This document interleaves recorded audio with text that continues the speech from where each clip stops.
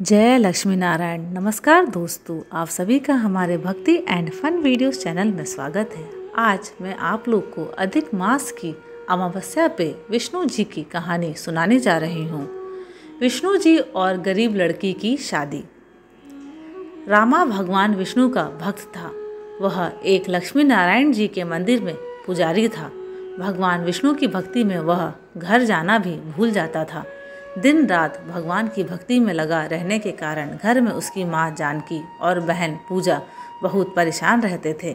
एक दिन रामा घर नहीं आया तो जानकी ने पूजा को बुलाया और उससे कहा, जानकी बेटी ज़रा रामा को मंदिर से बुला लाओ। मैंने कब से खाना बना रखा है लेकिन वह अपनी सुध बुध खोकर मंदिर में भजन गा रहा होगा। पूजा, माँ यह तो रोज़ की बात है, एक काम करो, आप खाना बनाकर दे दो, मैं मंदिर में खाना दे आती हूँ।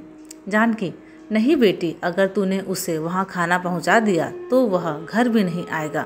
कम से कम पेट की भूख उसे घर आने को मजबूर तो कर देगी। तभी वहाँ रामा आ जाता है। रामा, माँ तुम हमेशा गुस्सा करती रहती हो, मैं इसी डर से घर आ जाता हूँ, नहीं तो मैं अपने स्वामी के चरणों में ही पड़ा रहना चाहता हूँ। जानकी, पहले तू खाना खा ले, फिर मुझे तुझसे कुछ बात करनी है। रामा, क्या बात है माँ, पहले बताओ, आप इतनी परेशान क्यों हो?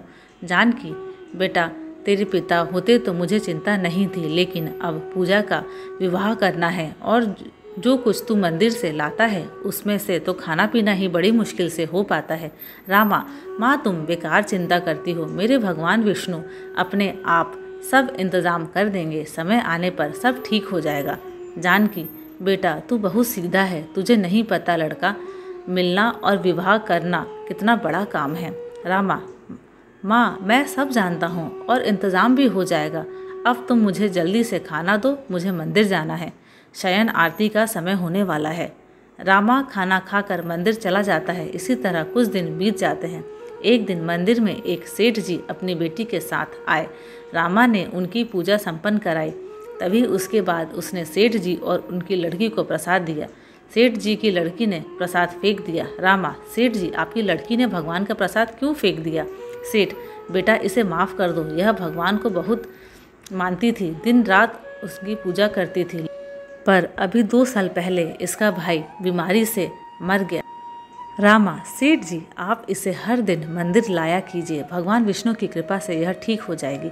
अगले दिन से सेठ जी अपनी बेटी के साथ हर दिन मंदिर आने लगे, लेकिन उनकी बेटी उदास बैठी रहती थी, वह पूजा भी नहीं करती थी। एक दिन सेठ जी ने कहा, बेटा मैं चाहता हूँ तुम मेरी बेटी से विवाह कर लो, तुम विष्णु भगवान के भक्त हो, एक दिन यह भी तुम्हारी तरह भगवान की भक्ति करने लगेगी। रामा, सेठ जी मेरी बहन विवाह योग्य है, मैं पहले उसका विवाह करूँगा, फिर अपने बारे में सोचूंगा। सेठ, उसकी तुम चिंता मत करो, मैं उसके विवाह के लिए तुम्हें पैसे दे दूंगा, एक साथ दोनों का विवाह हो जाएगा। रामा अपनी माँ से बात करता है, वह भी तैयार हो जाती है। एक अच्छा सा लड़का देखकर रामा अपनी बहन का विवाह पक्का कर देता है। सेठ जी से पैसे लेकर रामा विवाह की सारी तैयारियां कर लेता है। विवाह के दिन सुबह सेठ जी रामा के घर आते हैं। सेठ जी, रामा अब यह विवाह नहीं हो सकता। रामा, सेठ जी यह आप क्या कह रहे हैं, शाम को बारात आने वाली है। सेठ जी, लेकिन मेरी बेटी विवाह के लिए तैयार नहीं है, वह कह रही है कि यदि आपने उस पुजारी से मेरा विवाह किया तो मैं अपनी जान दे दूंगी, वह भगवान का भजन करेगा, मुझे ये बर्दाश्त नहीं होगा। रामा, सेठ जी मुझे अपनी बहना का विवाह कर लेने दीजिए, मैं धीरे धीरे आपका सारा कर्जा चुका दूंगा। सेठ जी, लेकिन जब मेरी बेटी का विवाह नहीं हो रहा तो मैं तुम्हें पैसे क्यों दूं, तुम कहीं और से इंतज़ाम कर लो। यह कहकर सेठ जी चले गए। रामा दौड़ा मंदिर पहुंचा। रामा, भगवान मैंने दिन रात आपकी सेवा की है, आज आपके इस भक्त की परीक्षा है, मेरी बहन का विवाह टूट गया तो मैं भी अपने प्राण त्याग दूंगा। कुछ देर बाद रामा घर आया। उसने किसी तरह दावत का इंतज़ाम किया। पूरे गांव ने उसकी मदद की, लेकिन लड़के वालों को देने के लिए उसके पास पैसे और जेवर नहीं थे। तभी जानकी वहां आ गई। जानकी, बेटा ये सेठ जी तो धोखा दे गए, अब क्या होगा? रामा, माँ मेरे भगवान मुझे कभी धोखा नहीं दे सकते, कुछ न कुछ इंतज़ाम ज़रूर हो जाएगा। शाम के समय लड़के के पिता उनके घर आए। रामा, आइए, मैं अभी आपसे ही मिलने जा रहा था। पिता, भाई, मैं तो तुम्हें यह कहने आया था कि पैसों की इतनी जल्दी क्या थी और यह जेवर तुमने क्यों भिजवा दिए? यह तो बहू को पहनने थे। रामा, लेकिन यह आपको किसने पहुंचा दिए?